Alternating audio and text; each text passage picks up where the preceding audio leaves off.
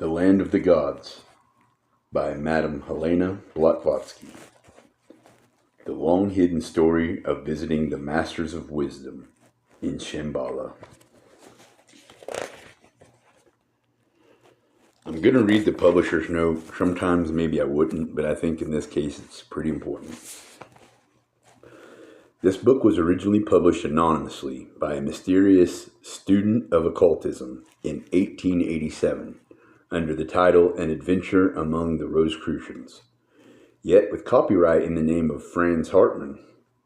Helena Blavatsky reviewed it, describing it as a strange and original little story, charmingly fantastic but full of poetic feeling and, what is more, of deep philosophical and occult truths for those who can perceive the groundwork it is built upon. In 1910, Hartmann republished the story titled With the Adepts, along with new additions as well as omissions. However, in his preface, he mentioned that it has been gathered from notes handed to me by a friend, a writer of considerable repute. These notes were originally written by H.P. Blavatsky because only she could gain access to the Holy of Holies on the earth, the secret abode of the Masters of Wisdom, known as Shambhala. In 1939, Helena Roerich, who continued Blavatsky's mission in the 20th century, also confirmed her authorship.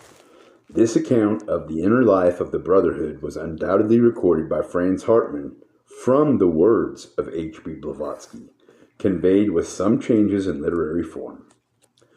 The chief stronghold of Shambhala is located in the heart of the Himalayas. However, the network of its abodes is also spread within other mountainous and remote locations around the world, in the most inaccessible places. The notes that Madame Blavatsky prepared were, in fact, different stories that occurred both in the Himalayas and the Alps at various times, yet were later tied into one single story, narrating the secret order of the Rosicrucians. The publisher hopes that one day it will be permitted to tell more about this book and its characters, as it was originally intended since the discovery of Blavatsky's work was made in June 2015, a work that she hid in plain sight long ago.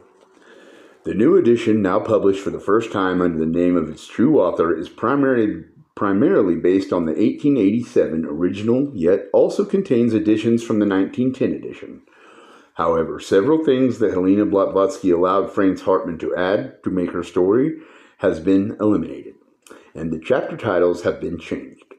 The text has also been edited according to modern linguistic standards to make it more appropriate for the 21st century readers.